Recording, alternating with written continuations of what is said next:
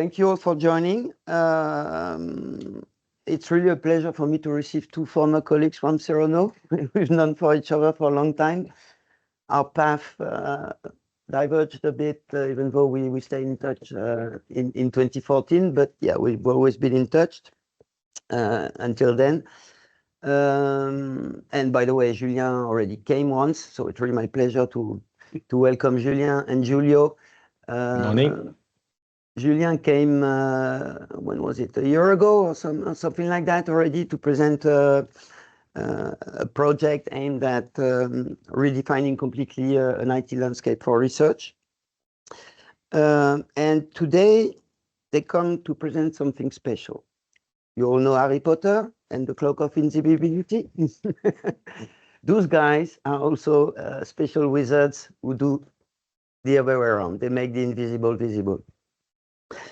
Okay, let me go. It's with this one, sorry. Big one. Okay. Before introducing our speakers, I'm going to go very briefly over what Vega does. But today is Giulio's and Julien's day, so I'm not going to be too long. Just a reminder, what do we do at Vega? We support the digitalization of life science IT and of life science organizations and specialty chemistry all along the value chain, from R&D to QC and manufacturing. And we do that thanks to our people whom we select with some kinds of wizards also. They have dual skills. Not only they know the business, they know life science, they know chemistry, but they're also very good in IT. And that's the main competitive advantage that Vega brings in that story, is to bring those type of people in the game. And of course, then we support the whole life cycle from strategic consulting, like we did with Julien a while ago, up until data science, data services.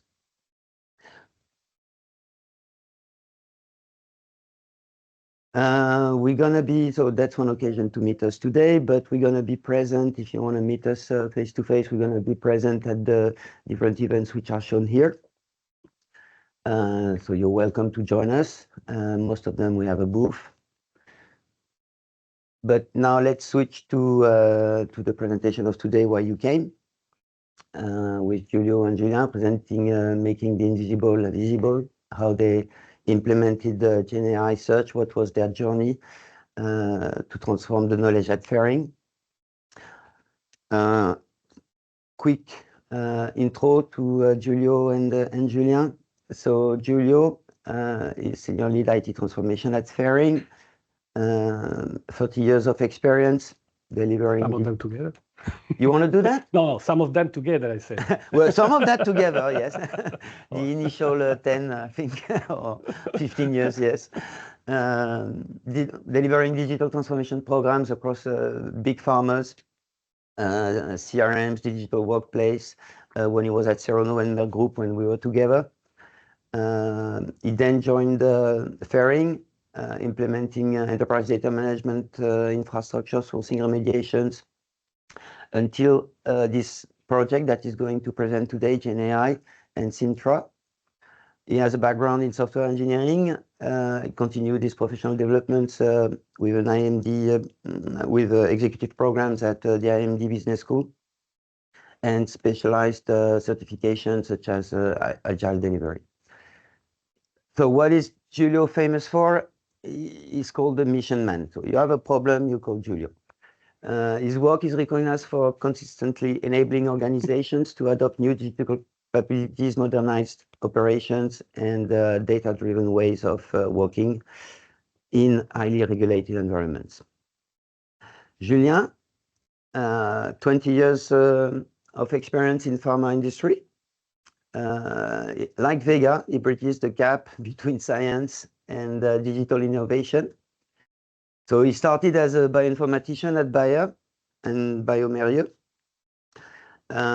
He also has this dual background, which helps him build that bridge in biochemistry and IT. he spent his career between science and technology, long time at Merck, long time at Ferring, where his role was a business partner or business analyst, involved in digitalization of global processes for R&D, for clinical, for farm dev.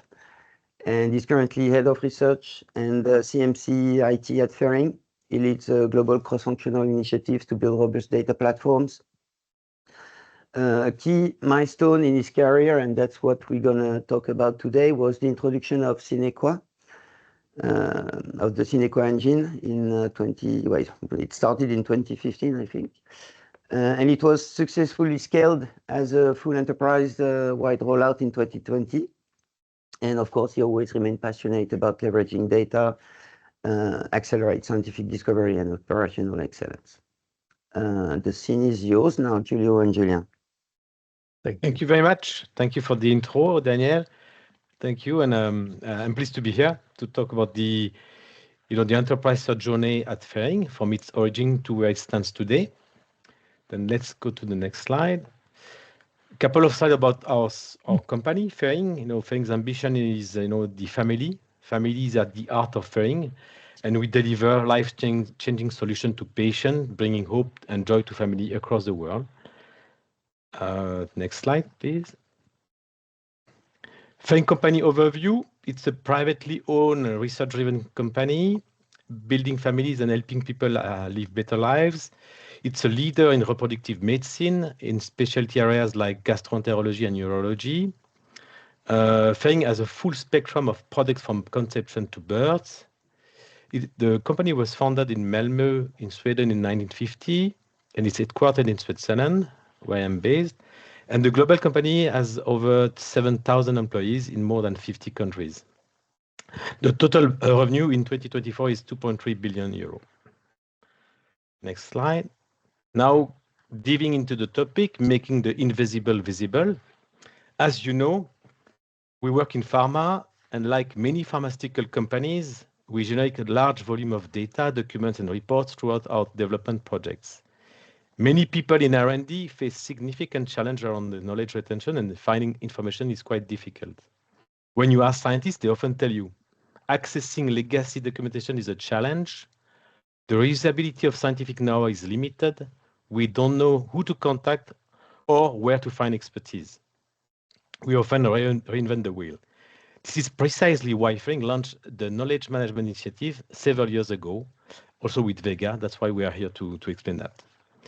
Now, next slide, please. As mentioned, this initiative, the Knowledge Management Initiative, started in 2014, very long time ago now. It began with interviews of all CMC departments and geographies at Ferring to better understand the situation on the ground. The conclusions were clear. Too many systems in place, multiple SharePoints, document management systems across the globe. There was no global document structure, no naming convention, no metadata, and also no really guidelines to cross-reference documents or locate the information correctly. The knowledge was spread across the organization, apart from the CTT portion for regulatory purpose. Searching and reporting were therefore extremely time-consuming. Then in 2015, based on these findings, we partnered with Vega and especially with Daniel to start building a CMC digital capability roadmap. The vision encompassed a knowledge warehouse, data lake, an electronic lab notebook, and raw data, all interconnected. It was the right picture to build. However, it quickly became apparent that this solution would require significant investment and deep organizational change at the CMC organization. And the CMC organization was not yet ready to embrace this change. We had another idea, and thanks to Daniel. In 2018, one key decision was therefore to focus on a quick win, selecting an internal Google search. Among several systems selected and evaluated, there was a tool called Sinequa. It was fast to implement with ready-to-connect connectors to several sources of system of data, and extremely powerful in retrieving documents. We started with a successful proof of concept, then moved to a full implementation in 2018, deploying it in just 4 months. The results were measured by the scientists.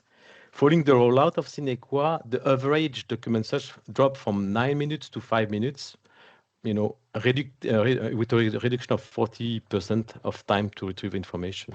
It was a great success for the CMC organization. Then in 2020, the enthusiasm was high, and the implementation was a success. We presented a poster at the 2018 R&D conference, and other R&D department expressed interest in adopting the system. It was therefore decided as part of the R&D data strategy to roll out Sinequa to the entire R&D organization in less than 7 months. It was also great, thanks also probably to the COVID, where a lot of people were looking at things at this moment. Then in 2023, with the rise of generative AI and retrieval augmented generation, we decided to run a proof of concept to focus on literature search, exploring how AI could accelerate scientific literature review. The aim was to explore the use of generative AI to improve effectiveness, significantly reducing the manual effort in current literature search and review activities. The 6 weeks POC delivered encouraging results. But we were at the turning point in 2025. As many other companies were looking at implementing generative AI, we brought this as a strategic question to the CEO's table. Should we continue with an off-the-shelf solution or begin building internal capabilities in data engineering, generative AI, and machine learning? This is where Giulio came in, mandated to lead this evaluation. Over to you, Giulio. Thank you. Thank you, Julien. Thank you again, Daniel and Vega, for this opportunity. I'm very thrilled to be in front of this audience live and on the remote. And I will try to tell you now the next part of the story, to humbly share our experience in the driven by these 2 events. One is, as Julien said, the explosion of generative AI and generative AI in particular, created a plethora of tools, opportunities, confusion, and a lot of use cases that we had to deal with and people wanted to embrace. And of course, invaded the enterprise search space because they are kind of blurred. And that was what Julien also said. And the other component was that we wanted to amplify these capabilities, broaden to the enterprise, also embraced more by other functions like manufacturing and finance and legal and others, but keep the cost structure unchanged. So do more with same. And this is where the story that I'm going to try to share begins. So in the first thinking process is that while most of the suppliers, including Sinequa, by the way, which is an excellent tool and is also offering a lot of new capabilities in AI, but not only, you take ServiceNow, SAP, you take anything, any Viva, you take anybody's monetizing the AI capabilities as a license expansion pool. And this was one aspect of the equation. We tried, and also strategically before this project, actually, it was end of 2024, where on top of the, let's call traditional analytics, I'm very much an analytics type of guy, but coming from the brick and mortar type of expertise, which is creating reports on top of the famous BI, as we used to call it over time. And we created some capacity in our service center in Lisbon. So we have actually now most of our IT over there. We created the ability to understand and own AI on top of the traditional analytics. We created 3 positions actually during the project. There were on average 2, but the ability was created before. We took these capabilities and we tried to basically position ourselves as a potential alternative to say, should we buy or should we build? And this story is about the choice of build, but I wanted to walk you through the thinking process about that.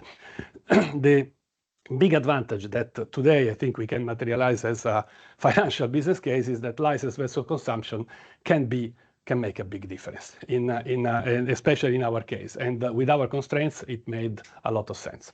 So buy versus build is our tagline for today. So the business case. So we say, let's try it, let's see. And we had the two components, and one is Cinequa, so these 7 years of experience with a strong product, to be honest, very stable, and with a community that is solid. So we, with the help of Julien, by the way, a lot, we created the community of shaping what we want as search, because search was established. We didn't need anything more. To find the documents, we have already the tool. It's by find the document and do AI on top, then we had to embark the license discussion at the multi-million type of deal. And we had done only a small pilot. It is basically a configuration of OpenAI on top of the beginning of the expansion in the Microsoft stack, and it was a software. So we had done a little piloting of not developing but acquiring a development of some software that we would own. So we would start with a front end, etc. It didn't fly much because also it was disconnected from these important sources that Julien has explained before. But we had these two, and these two represented a cost. So we put that in the equation of the business case. And we knew from the start that we needed to merge the capability of search that we know. So we knew how we wanted with the ability to extract the knowledge with AI on that results of the search. And we have Databricks. It's very much established for traditional analytics. And with this project, we embarked into the document expansion of Databricks, which is actually one of the good characteristics of this product. Unlike Snowflake and others have, they embraced the full spectrum. In your lake, you can put absolutely everything from a file to a video to a media, and it will be much more versatile in terms of pipeline than that. This Databricks is a foundational, and the IT delivery team, about 13 people, out of which these 3 engineers are embraced. So basically, they own it already. So we didn't need to create that. The branding Sintra came later, but we played a little bit with the fact that we are in Portugal, and there is a Sintra. The logo is a pit, is the well of the wisdom from the Templars, and so it's a little bit of internal joke. But that we created also the image of our product along the project, also to make this felt as something that we own. But again, the case was to try to mix classic and natural language into a tool that had some driving principles. So I go into the 3 driving principles before we go to the project and the implementation. So the first, data is still matters, whether it's a document or whether it's a table or whether it still has structure. That was proven by the Cinequa project, by the way, that we needed the dictionaries, we needed structure, we needed the pipelines, we needed ability to create a logic that is regulated around the sources of the documents. When you buy tools, they tend to minimize that, because by me is magic. We can make it works, but guess what? The data problem will stay. So you need to solve the data problem anyhow. And that is what also we put into the equation for the tool. So data governance goes in documents as well as in tables. The driving principle number 2 is that business has a lot of questions on documents, but they are very often, if not always, contextual to the context. What does it mean?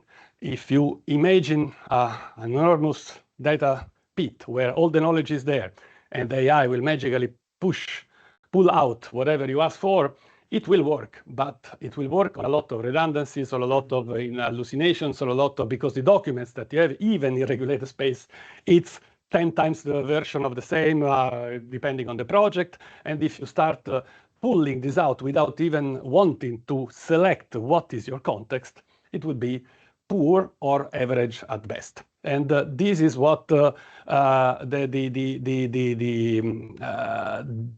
limits of AI is, because in the end, it's going to look at similarities, and if the documents are similar, that its business documents are very similar, much more than what you have in the outside space.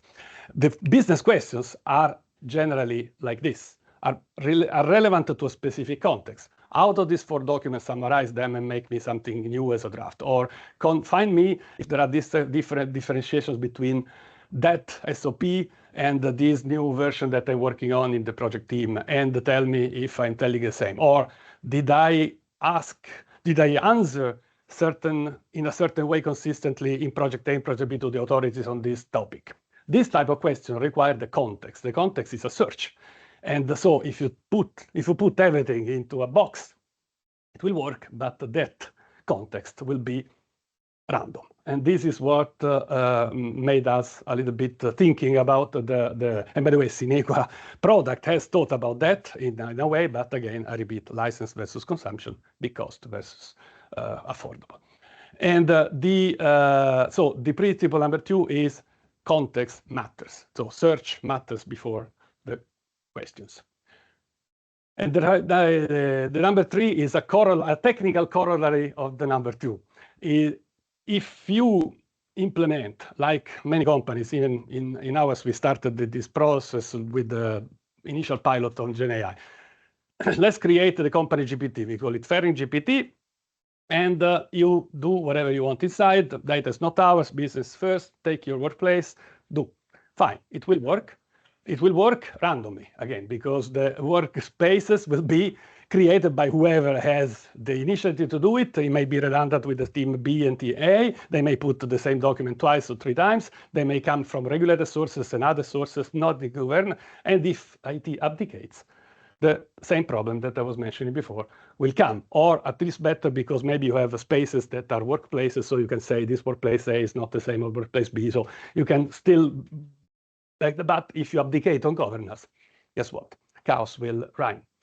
And the other alternative is to create a dedicated stream. So you have one content owner is perfect. He will take the data into a perfect setup. It will work, but it's monotopic. Then you need to do it for many topics, and then you end up again with a license problem, because every time you do that, you need to put Copilot in place. You license $30 a month times 12 times the users. So this dedicated chatbot works for a specific use case, but you want to make it a certain price, you start back with the cost problem. So these 3 driving principles drove our business case evaluation. And that is, so our the same mantra in the delivery team. So I'm not actually the head of the delivery team is in Lisbon, and the leader of this team has expanded, has augmented, if you want. He has elevated his team from a traditional way of doing analytics. So nobody questions that if you have ERPs, if you have HR, you have CRM, you take your table, you put them together, then you create a master data strategy, then you connect the products from R&D to manufacturing, and then you take the substances, you put them together. All this is data governance, very traditional, very much in place in many companies. I'm pretty sure that you all have the same. And it's very natural to consider that you have a data warehouse, an enterprise data warehouse today. And you have, by the way, very standard tools to look for it. So you choose Power BI, Click, Tableau. So basically, you don't invent. You create that, and this type of delivery is no longer challenged anywhere.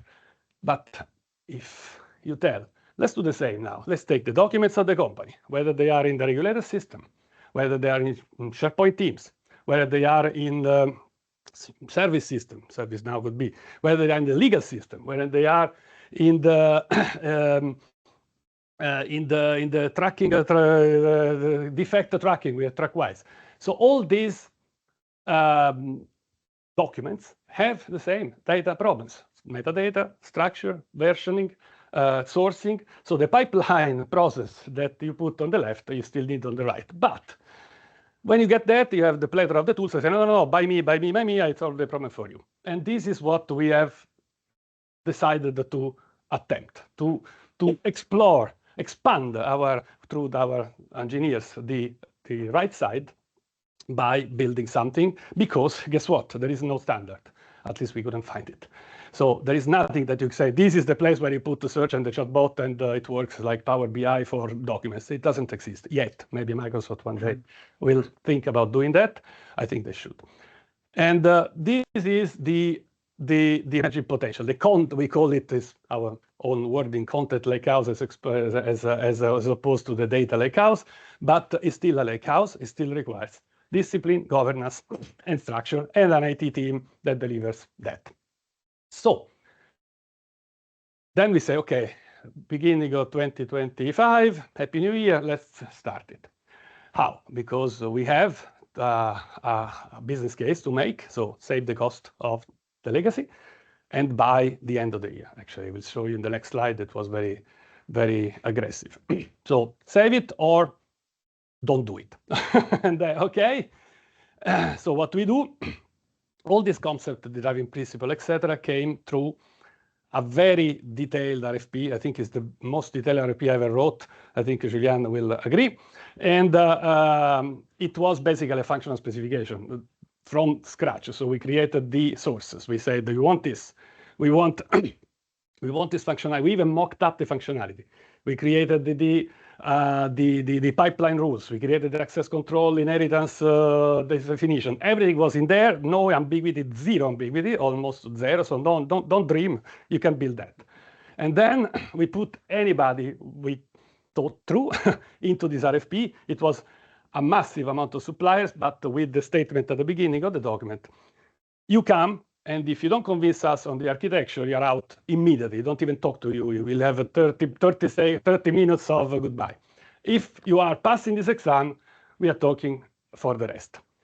And we had nimble and very dynamic supply. We also the big ones, you can imagine the big four, etc. So pushing back a big four after one submission and give them 30 minutes was already a challenge in these 2 months, believe me, because they always shouted and they started making politics and stuff like that. We kicked them out not because they're dead, simply because we say we want an architecture that works. And there is one thing that is important, Databricks, it's pipelines, and so you put data inside, you need practically no coding. You need a pipeline, but you basically does it. But the search on top is not done. And actually, they're expanding now, but the search requires additional libraries. We chose the Foundry, so the Azure, because we are on Azure. It could have been, if you are on Amazon, it could be Bedrock, but it could be anything. But we had to choose a vendor that says, I will build this plus this, and how they build the interface, and then this will be my architecture. And the architects, our internal team, looked at that with the eyes of, oh, then it's on me to figure out, so to own it. So they really filtered it out. So this was our, I don't want to go into details, but there was the first mitigation was we figure architecture.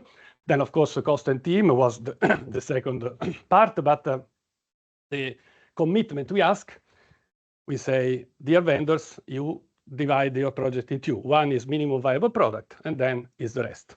Tell us how much for the, and also how much was interesting, because at the beginning they say it's 10%. Are you sure? Not 20, 25, 30, 35. So the MVP became half the software, but it was necessary because otherwise it was they were not serious. And with that selection, which by the way we worked a lot with not only Julien but also the people of the experts that we had. I said the Cinequa gave us a big gift, the people who know how to search. Okay, then these they were also validating that we wanted to do this, we want to do that. We made a selection, and the selection is I can also say the name is not a big. It's a subsidiary Portuguese based of a big agglomeration of development that is Levo team. But my choice was not to make this a reference for any supplier. They did the job, by the way. So if it's not because of that. I wanted to share the process. The process was make this not a dream and make this a software development with a commitment that if you don't pass the first exam, we'll drop you out in the middle. And because we don't have the money this was the capital at risk, basically. So how does it work out? So the first part is now the supplier selection. Before that, in the gray part was pumping up a bit the noise for starting the project with Databricks engineers. But the Databricks engineers came only with the chatbot, but no search. And so we couldn't really prove it, actually, at the time. And then we did this selection. Then we say, OK, now we commit on this 30-something% of the project. And you do it. If you don't do it by Q2, we stop. Okay, we wasted 30% of the project, but this was the business case. Take it or leave it. And then if we continue, then we are beyond the point of no return, because guess what? The legacy retirement is also a contractual date. So if we don't make that, we basically wasted the project and the money saving. So then the dream would have been blowing up, and I don't know what would have happened, but it didn't, because we made it not fully in time. To be very honest with you, I was very transparent, because the original plan was to build before that little dotted line.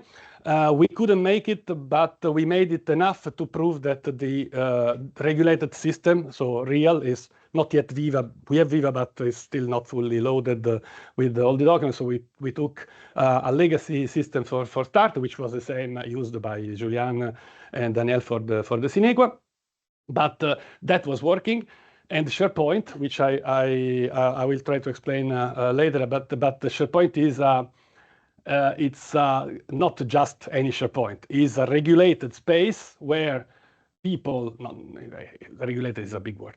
It's a governed space where an organization in the business, even for Sinegua, is managing the projects. So the project portfolio is mapped to teams, and the teams are mapped to files, and there is an owner, and there is a visibility rule, and there is a team room, there is a CMC room, there is a internal room. And those are inventoried, and they are passing an exam of the business. So there is not just, I want a team, I want this in Sintra. And this, I come to the end, because that is the governance to walk the talk. But we didn't make it in time, so we say, please give us the second wave of rollout, but we still made the savings. And that was basically where we are now. So that's just, so I wanted with that to give you to share a bit our build versus buy challenge and the bold attempt to try it. Now, I will try to share quickly what is the result. In terms of software, this is not a demo, although I could do it later, but we recorded something just to give you a flavor. But the software is basically now what I show you is basically the value proposition that we put in the campaign of rollout. Is basically first, if your content source is Sintra-enabled, so you need to, now we created the envy to be in there. If you can get that there, you can find it like exactly was the Sinegua situation before. So if you have it there, if you have a real in there, you can find. And if the SharePoint is also in there, you can find this and that, mix it together. So you can find if you're authorized. We don't invent any access control. This is actually the big value proposition of Sinegua. We cloned it. Okay, let's face it. We recreated that in our implementation, which was not a significant effort. We are talking about 1,000 man days, more or less, in this project for development. You find it, you set your context, and then so I want these two, this one, and I put them in my list, like. If you use Notebook ML in LM in Google, it's the same. So you drag them into a space. I show you, and then you ask a question. The question on the context is much better than the question on the generic, which you can. So we can actually go to the beginning and just ask the question. It will work, but it will pull out whatever. Here, the context makes the difference. I will try to show you. And then you keep the memory. So you take your list and you save it, and it's like your query, or actually your context memory. So you come tomorrow and you add 2 more documents and you redo the same question, and the results will be different and so on. So that's the value proposition. The entire campaign that we have all the intranet around that with all the use cases, etc., is this. Now I will try to show you a little bit a glimpse of what it is, but it is very basic, to be very honest. The left part, I don't want to say it's a clone of Cinegua, but it's inspired by a tool that we knew. So it's basically the same idea, driven also with the help of the IT colleagues like Julien and others, but also these champions that we brought in. And it's a search. So you find, if you can see, you can get a preview. You can get the dictionaries, so the CMC concept is still there, so we re-implemented that, but now actually we made it multi-source, so you can say a dictionary for source A, a dictionary for source B. It was not the same, but it's de facto the same, so we can have substances, therapeutic domains tagged, and once you set the context, you work on the chatbot. A little parenthesis technically, because it was my personal major concern. It was not really justified. Building an interface today with good developers, this one is in React. So if you know what you want, you get it done in 1 week. The problem is making it work later, but the interface is not a problem at all. So if you want to invent a software, today it was, I always bought products and configured that from starting from SAP to the Power BI, etc. Inventing an interface, it's a no-brainer for modern developers. Then what is behind needs to be solid, and this is where the regulation and the qualification works. We standardize sources. Is basically the 3 that I at the beginning, but now we expand into Viva and others. Fields, so the metadata come with the source. Formats, if you want PDF, Word, PowerPoint, etc., and the dictionary is exactly the concept of if a certain synonyms are in the document, is pre-tagged for propes, for menopur, for minimin, etc., or for that particular indication, which is actually a enhanced tagging, if you want. And this is now a corporate, it was already in our case, but it's now a corporate dictionary that then can link to other solutions in the future. So we can say if this comes into multiple sources, you put them together, etc. So we have that data warehouse capability enabled. So I tend to speak too much on the setup, but we spent a lot of time and mind into building that. That's why I'm mentioning that.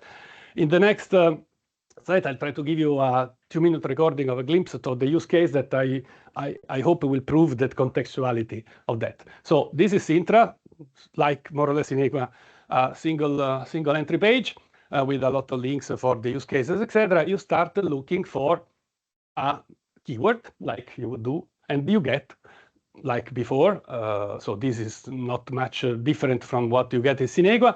You get a list that you can start refining. You can refine by source, you can refine by metadata, you can refine by many other things. And now you start seeing, like just this example is, if I want to compare 2 variation dossier, it's already in the regulated system, only one. We have already, if you want to look for a substance, you have, I think I can show it in the next little second. If you apply a filter for dinoprosterone, you have already like 25 variation dossier, depending on the data size. Now imagine if you ask the question without knowing what the context is, you will get something that might be the right answer or might not. Instead, you as a user now, you master that use case. So you look at the source, so you can open the document. So they are all accessible as per access control rules. Sorry for the blur because it's I did anonymize. And as you can see, they can be tagged by various substances, etc. You set the context, 2 documents, not 100,000, 2, and they are here. So this is my query. I came from 500,000 documents. I found the 2 I wanted because I work on them, and then I can compare maybe with my SharePoint or other, and I start asking the question. And then I start the question well, and I will come to that because people don't ask well the questions to the prompts, but they need to learn because they want something. If they want something, you need to say, I want all the discrepancies, so list me the discrepancy, tell me the file name if you signed it, tell me the terminology, list them all. This is all prompt engineering that people like to say that. But now, this is the challenge on the business. But the challenge on the business is a good challenge because the use case is, I want that. How can you describe it? Let's find it in the prompt. Let's try to get there. And once you've done it, you save it. So now you have, I'm doing this analysis this month, a profits variation dossier comparison, but maybe tomorrow there are no new documents from my project.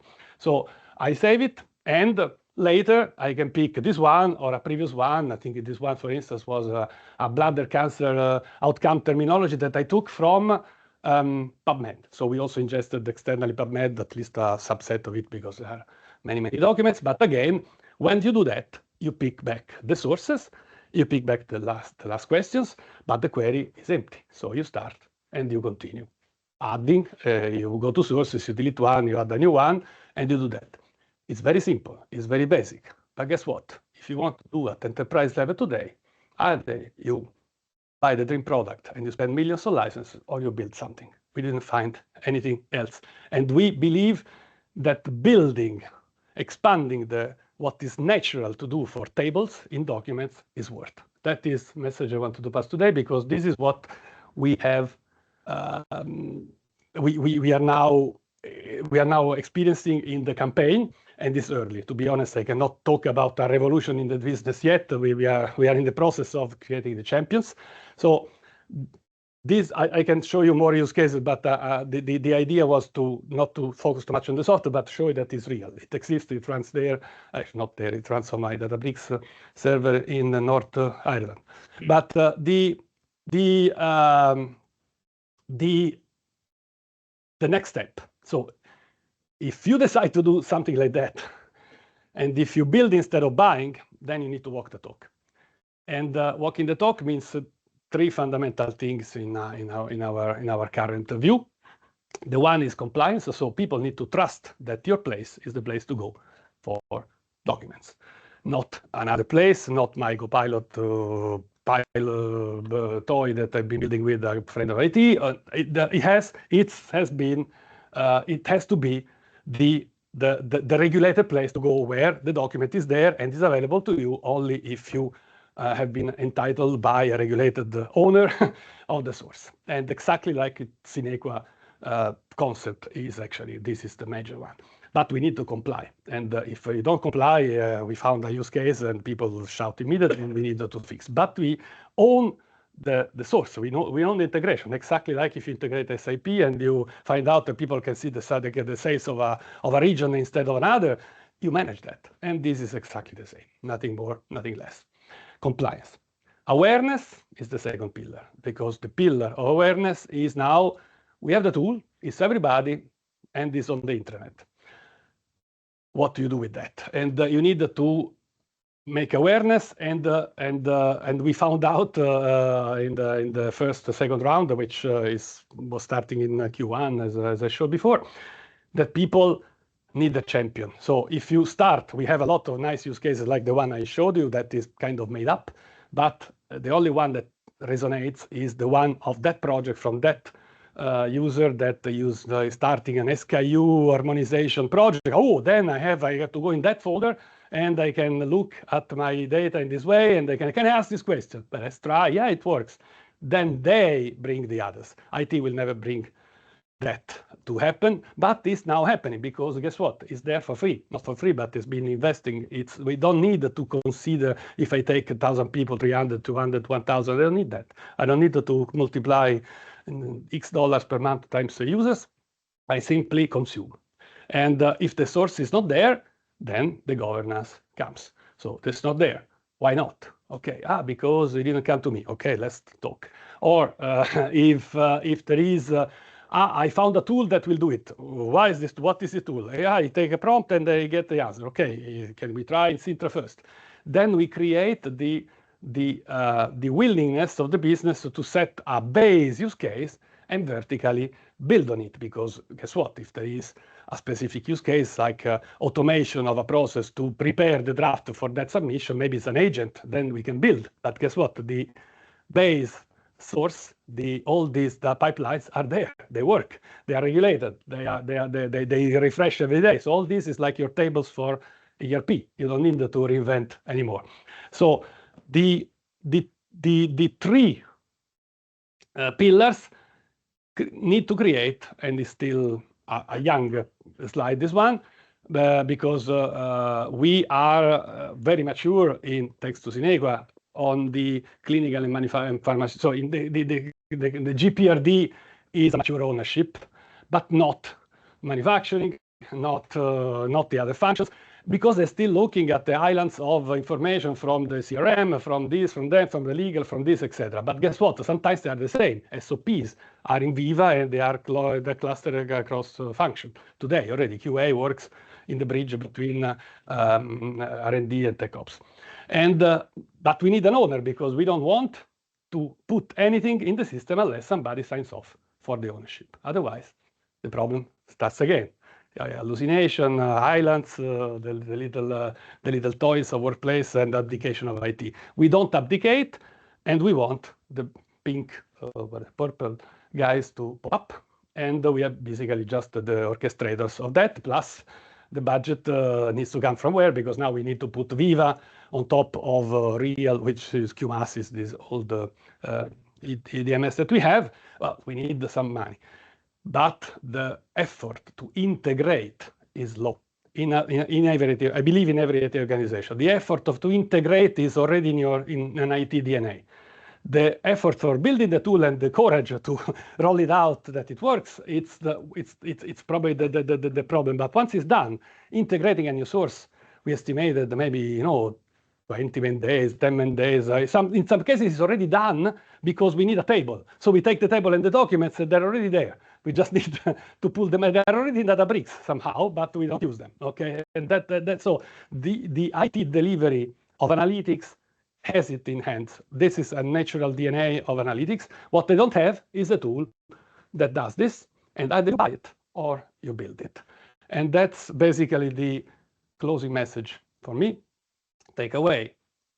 If you see value in combining things that are coming from commercial products and GenAI is a buzz, before buying, consider the build as an opportunity to own the tool that you have and make it evolve as a governance tool for IT, as opposed of abdicating and say the tool will do the magic. That can work, and we don't exclude at all the buy at all in our operation. Absolutely not. This is not a message, but in the intersection between AI and content and documents and tables, there is an analytics team that needs to anyway to orchestrate all this lake in a way, and that is data governance, and you cannot escape that. So that's the closing message for me. I really thank you for the attention. I hope it was not too boring, and thank you for the opportunity to show.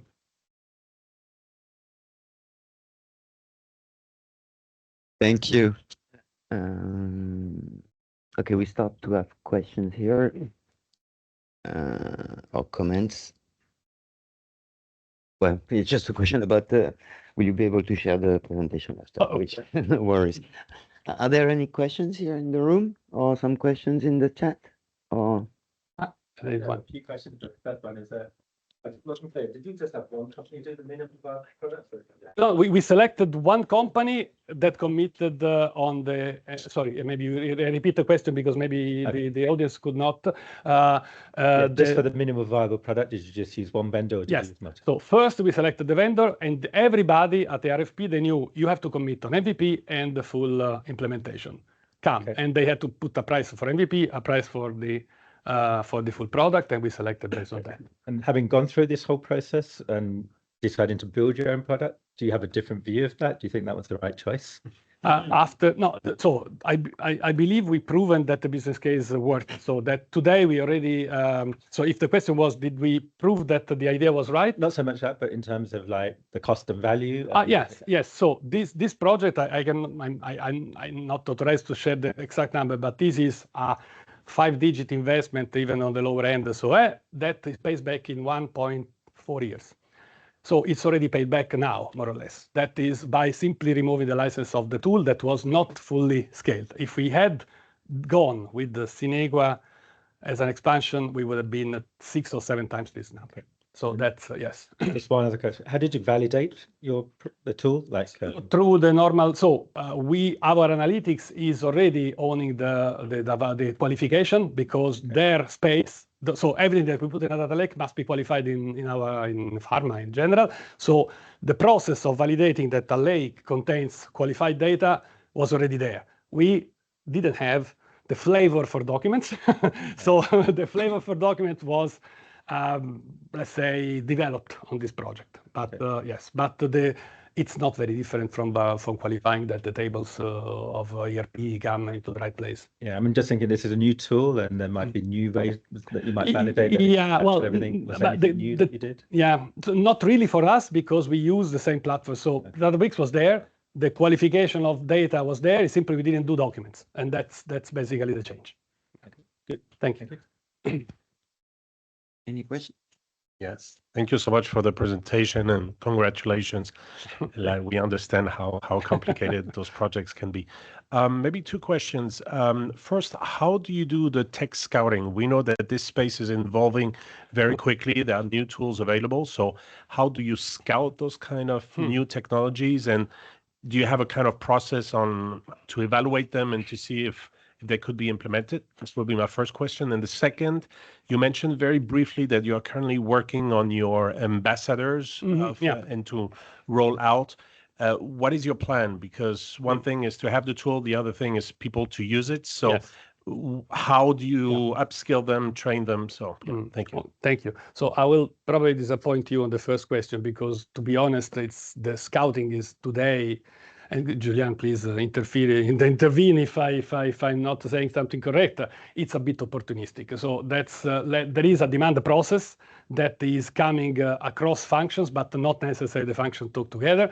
So that's why I put in the governance. I have this tool. They come. I have this tool. Implement it. Why? So let's talk. So there is not a fantastic filtering today on new tooling, especially on AI, because everybody is coming with that. However, the presence of this solution helps putting order because you can and say, I want this. Okay, what is this doing that Sintra does not? Oh, I didn't think about what is Sintra, and then you are okay. So there is that effect, but the process itself. So Julien, I don't know if you want to say anything else. It's not. It's an orchestration of business demand pretty much opportunistically by event. On the second question, we are at the beginning. So actually, my original goal was to start this process last year. We are starting now, really a month ago, more or less.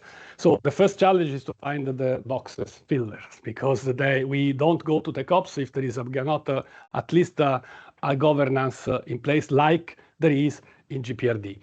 And then the second expansion is, and this starting, actually, we were at the last Circo, the sponsor of this project that is basically the GPRD project, the GPRD knowledge management owner. So she's the director of the knowledge.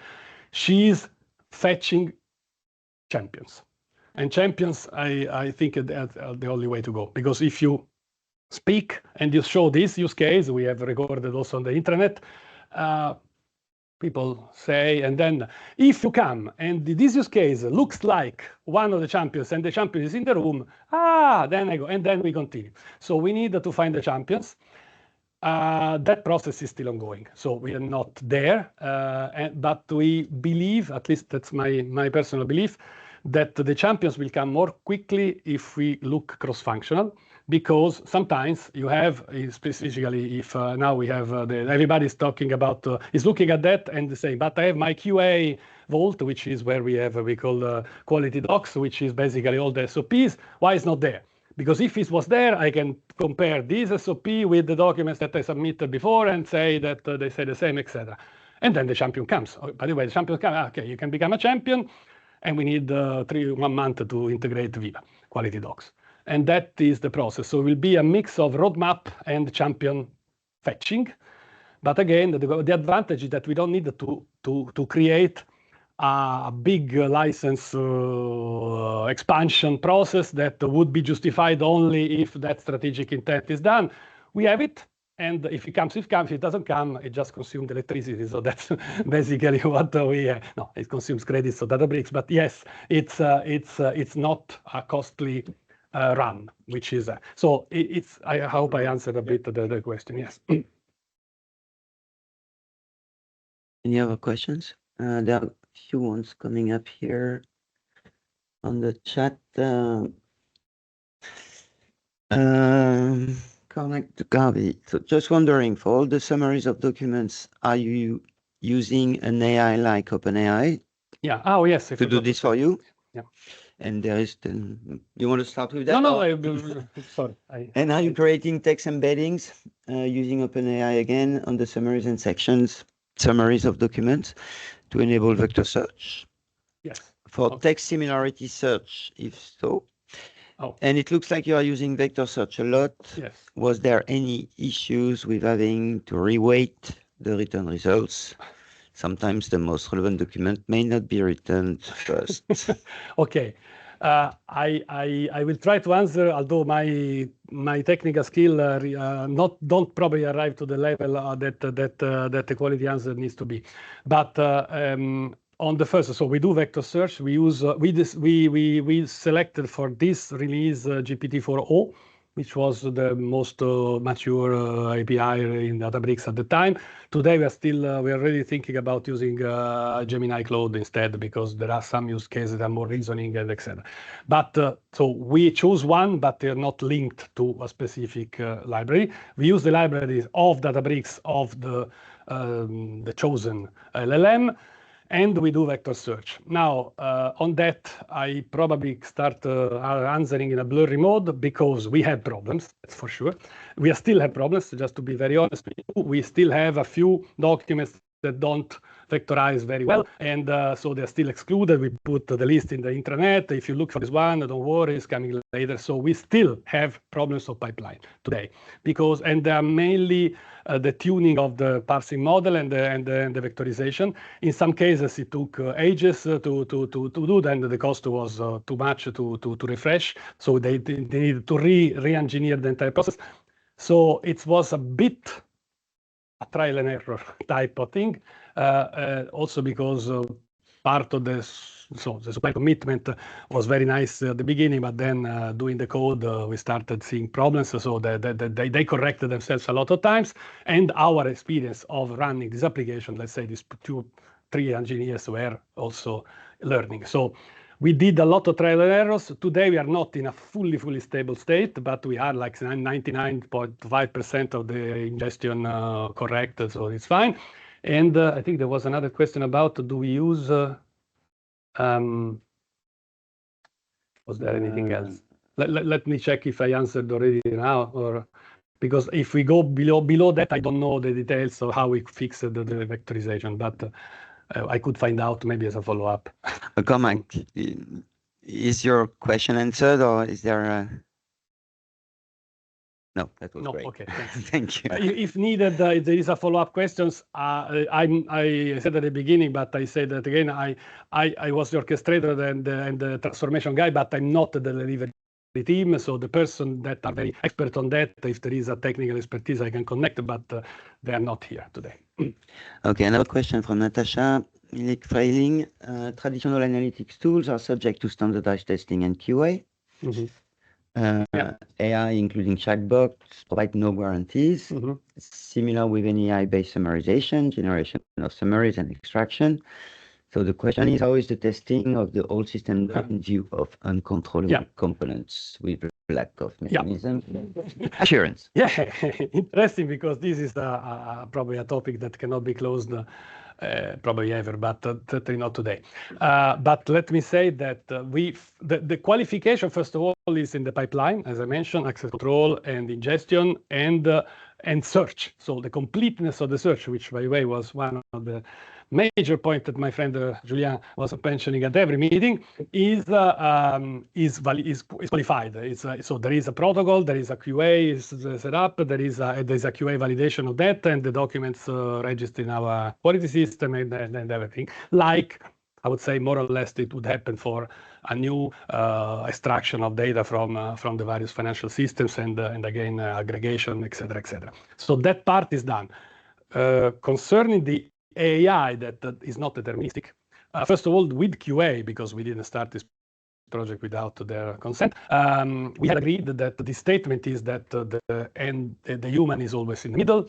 And so in the use cases and even in the statements that you find if you click the first link of the intranet of this tool, is that the content that, and even it's even said, I think in the standard prompt, there is no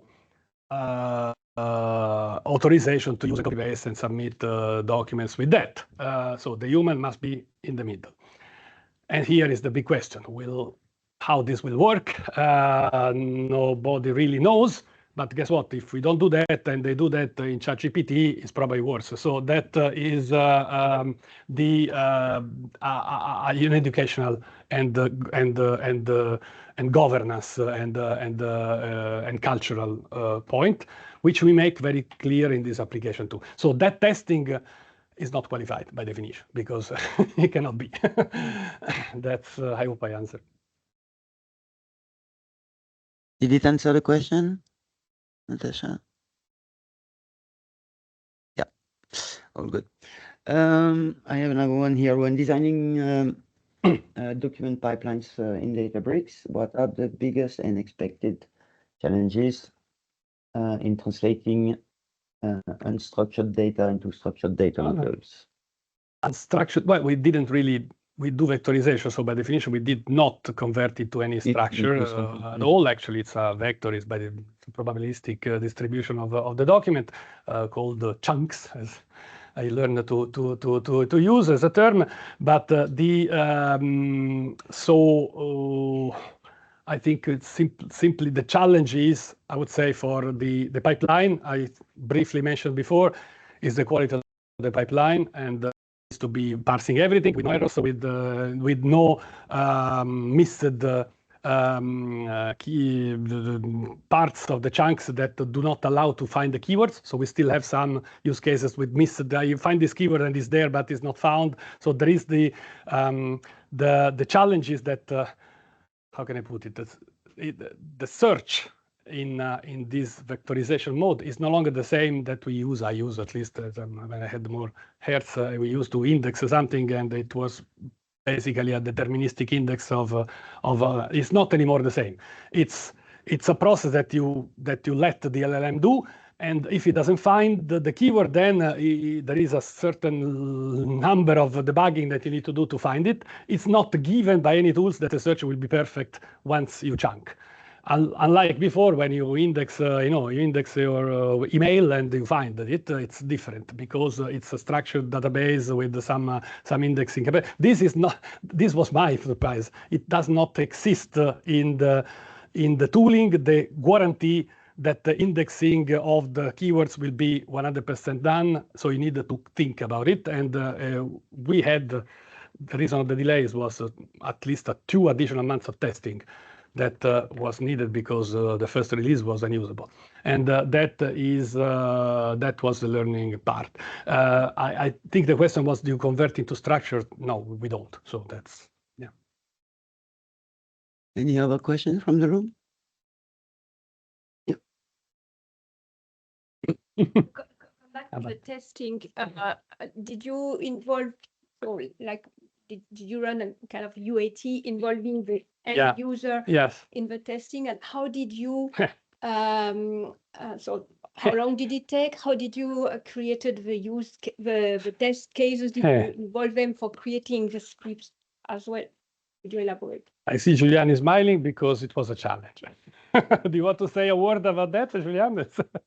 Yeah, no, it's as any search engine, it's very difficult to test it because you have so many cases to test. But basically, is to find documents. Those documents, you put them like randomly to the sources, and you have to query like a sentence in this document and say, okay, probably you know where the document is, you should receive and retrieve this document. But that was one of the use cases, but there's plenty, Search engines is quite difficult in terms of testing, but we had like tests based on sources, based on, access rights, things like that, it's, it could be very, very extensive test, but I think we tested as we have done with Cinequa with the same use cases. Yeah. So as you can see, Julien was one of the testers, but not only. The short answer is there is no perfect protocol. In search, you need to cover the understanding of the use cases that the user base is doing, and that was our advantage because we had that from Cinequa. So we basically we use even Cinequa as a baseline, by the way, for at least the first part until the tool was still active. So we basically reproduced the stories of these champions, the users of Cinequa. There was a little pool of people that a bit abroad, a bit in US, a bit in Germany, a bit in Denmark. They basically explained to us what they looked, and then we built the protocol. We asked them to test it, and guess what? Even the testing of them was superficial in some cases. So then we had our own testing, myself very much included, and we spent weeks into checking that and going back to the developers and say, look, this doesn't work. And guess what? Every time there was a bug that was much broader than that use case. But so we worked by use case, find the document by name, it returns. Find the document by selection of keyword, by synonyms, by this, by that, and we create the samples. But the samples is 99.9% representative of the entire database. So that is, are we certain that is working? No. But is a search that you use qualified 100%? You will trust the product supplier to have done that. So that is it's an evolving set of parameters until you reach the threshold. In our case, threshold, it works as well as the legacy. That is, and I repeat, in AI, we didn't test formally anything because the LLM will respond in the way it decides. And the next time I ask the same question to the same set, it will respond differently. So that is not possible today deterministically. The search is. Yes, the search is. Although not perfect, like Julien said, but yeah. Yes, sure. Yeah. Yeah.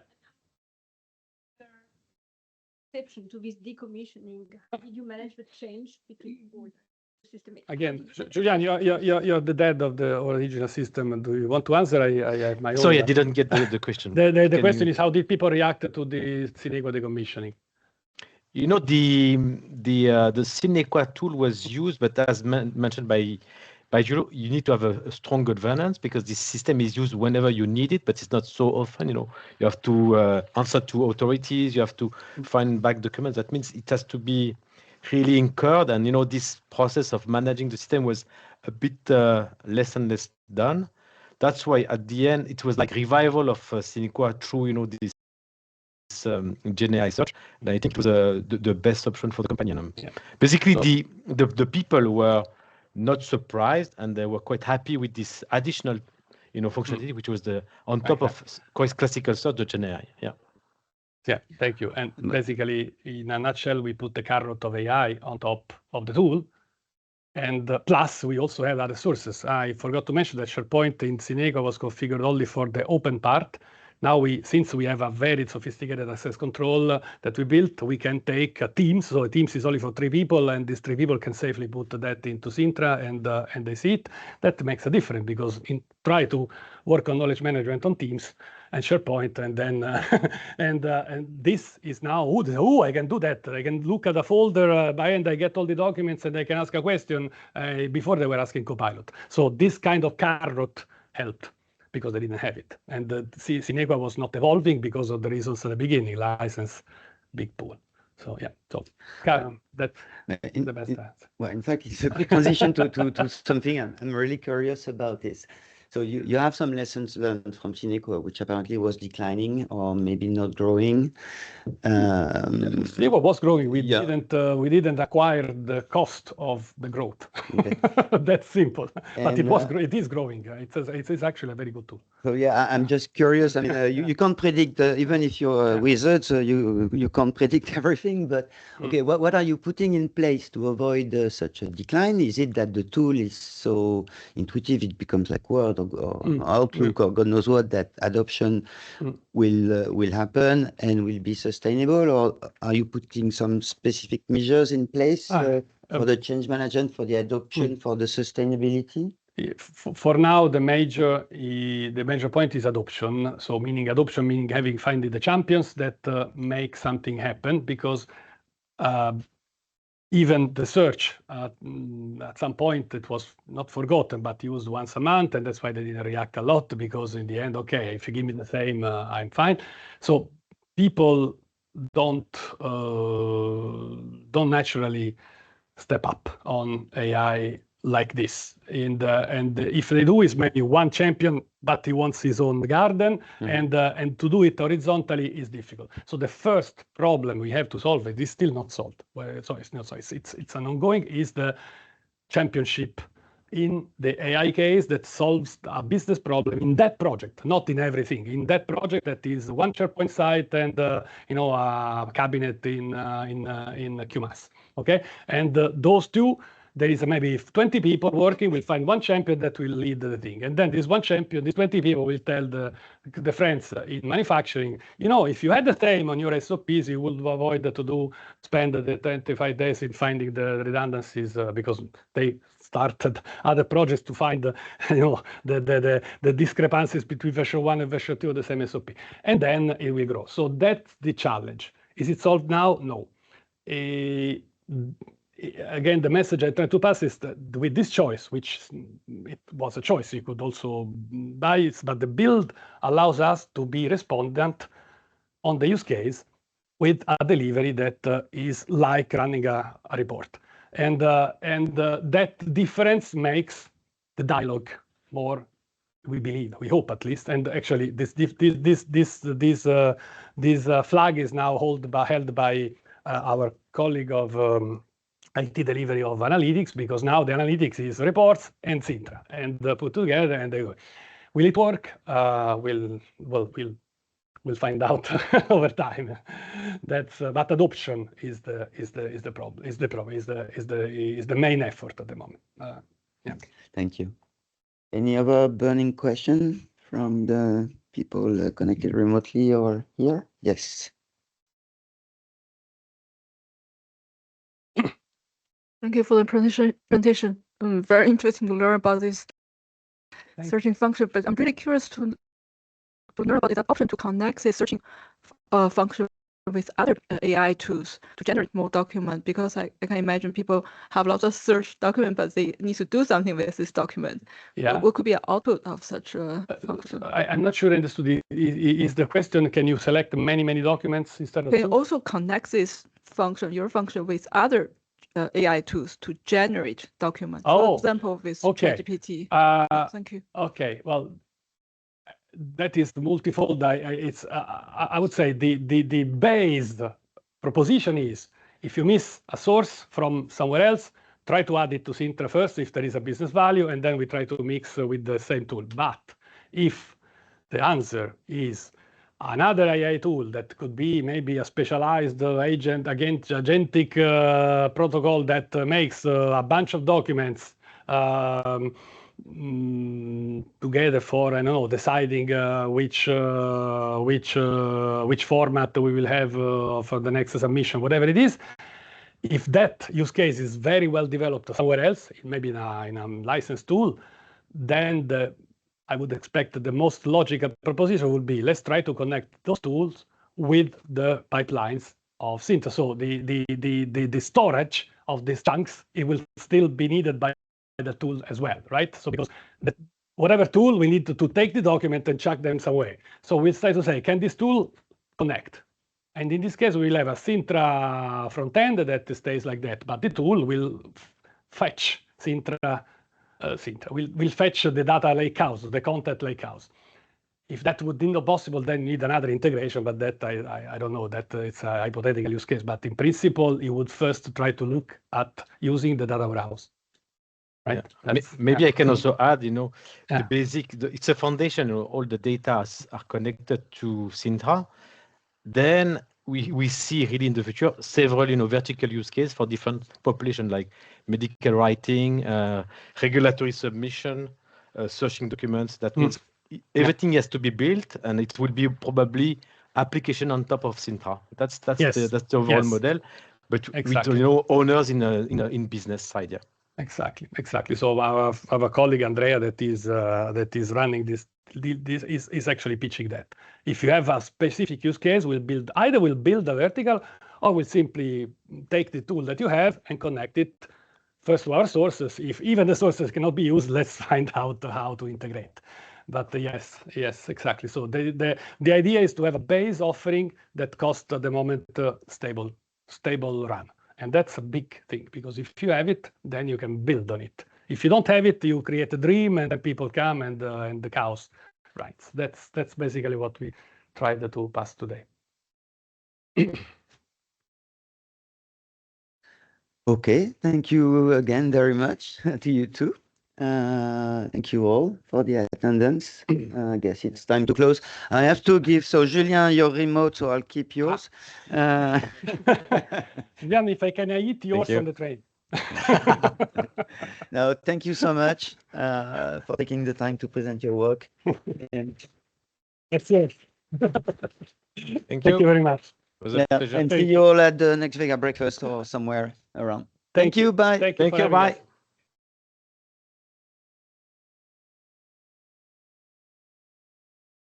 Aha. So you take it for Julien? I will take for Julien. Trust me, I will take it.